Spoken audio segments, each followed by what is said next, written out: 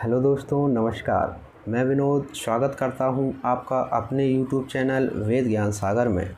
मैं आज आपको बताने जा रहा हूं कि शिव पुराण की कथा किस तरह सुननी चाहिए, किस तरह नहीं सुननी चाहिए। कोई भी कथा हुई, भगवद गीता, रामचरितमानस या कोई भी कथा हुई, शिव पुराण की कथा हुई, उन्हें किस तरह सुनना चाहिए और किस तरह नहीं सुनना चाहिए।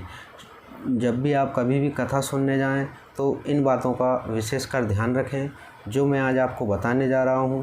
तो चलिए वीडियो स्टार्ट। देखिए, शिव पुराण में बताया गया है कि जब भी आप कभी कथा सुनने जाएं तो आपका मन प्रसन्न रहना चाहिए, मन एकदम प्रसन्न होना चाहिए, उत्सुक होना चाहिए। आपके मन में एक भाव होना चाहिए कि मैं कथा सुनने जा रहा हूं। तो जब भी जिस तरह आप किसी शादी या पार्टी या किसी फंक्शन में जाते हैं तो आपका मन प्रसन्न रहता है, उसी प्रकार जब आप किसी शिव पुराण की कथा या कोई भी कथा सुनने जा रहे हों तो आपका मन प्रसन्न रहना चाहिए। यह शिव पुराण में लिखा है। और शिव पुराण कथा सुनने के जो नियम हैं उन्हें मैं आज आपको बताता हूं, तो उन नियमों का अवश्य पालन करें और विशेषकर उन नियमों का ध्यान में रखें आप। तो जब भी आप कभी कथा सुनने जाएं तो इन नियमों का उल्लंघन ना करें। तो चलिए बात करते हैं नियमों के बारे में। पहला नियम यह है कि जो लोग कथा से बीच में से उठकर चले जाते हैं उनकी जन्मांतर में स्त्री आदि संपत्ति नष्ट हो जाती है। यह शिव पुराण की कथा कह रही है कि सत्संग में से या कथा हो रही हो उसमें से बीच में से उठकर नहीं जाना चाहिए। ऐसा करने वाला व्यक्ति की स्त्री आदि संपत्ति नष्ट हो जाती है। यह शिव पुराण में लिखा है।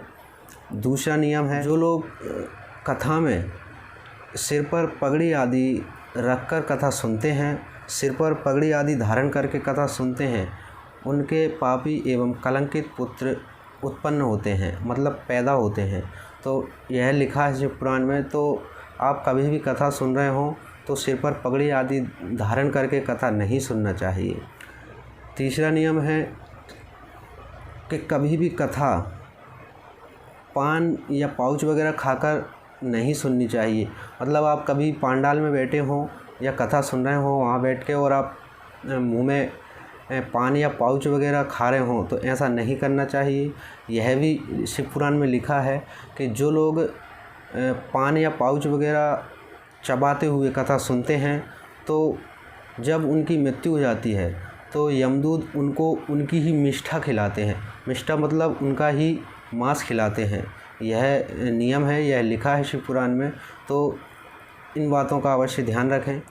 चौथा नियम है कि कथा कभी ऊंचे आसन पर बैठकर नहीं सुनना चाहिए। ऐसा करने वाला व्यक्ति, शिव पुराण में लिखा है, जो लोग ऊंचे आसन पर बैठकर कथा सुनते हैं वह लोग 100 नरकों को भोगकर अंत में काल की योनि पाते हैं। पांचवा नियम सुनिए, कथा कभी लेटकर नहीं सुनना चाहिए। यह लिखा है शिव पुराण में। जो लोग बीमार ना होने पर, मतलब जो लोग बीमार ना हो, उनको कोई तकलीफ़ ना हो, अगर वह लेटकर कथा सुनते हैं तो उनको समस्त नरकों को भोगकर अंत में अजगर की योनि प्राप्त होती है। छठा नियम सुनिए, कथा या कथावाचक का कभी अपमान नहीं करना चाहिए। यह लिखा है शिव पुराण में। जो लोग कथा या कथावाचक का अपमान करते हैं वह 100 नरकों को भोगकर अंत में कुत्ते की योनि पाते हैं।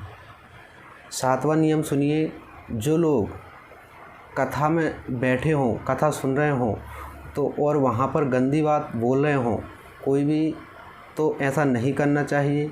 यह लिखा है शिव पुराण में कि जो लोग ऐसा करते हैं, कथा में बैठे हुए लोग अगर गंदी बातें बोलते हैं तो उनको 100 नरकों को भोगकर अंत में गधे की योनि प्राप्त होती है। आठवां नियम सुनिए, यह नियम बहुत ख़ास है और ख़ासकर उन लोगों के लिए है जो लोग कथा सुनने नहीं जाते। वह लोग ज़रा ध्यान से सुनिए।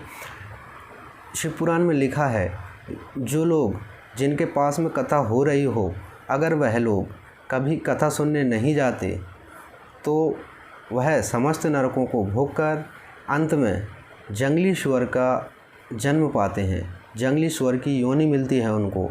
तो अगर आपके आसपास कभी भी कथा हो रही हो तो सुनने अवश्य जाएं।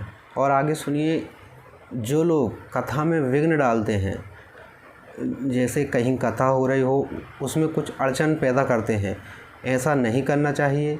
यह शिव पुराण में लिखा है कि जो लोग कथा में विघ्न डालते हैं वह समस्त नरकों को भोगकर अंत में गांव के सूअर का जन्म पाते हैं।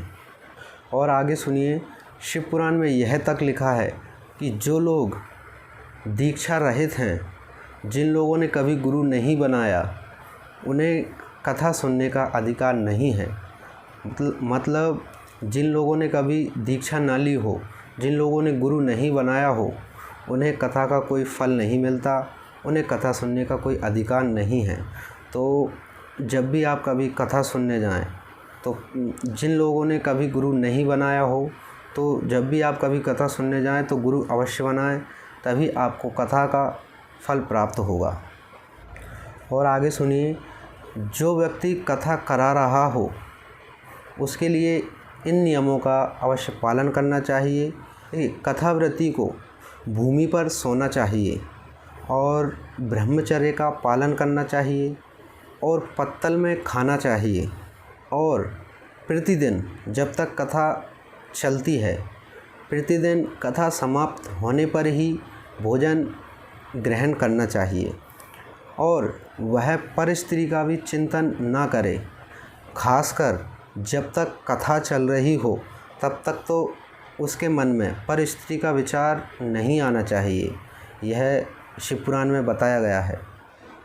और सुनिए, संतान रहित पुरुष या स्त्री या जिस स्त्री का गर्भ गिर जाता है, इन सबको कथा अवश्य सुननी चाहिए। यह शिव पुराण में लिखा है कि संतान रहित पुरुष या स्त्री को, या जिस स्त्री का गर्भ गिर जाए, उनको कथा अवश्य सुनना चाहिए।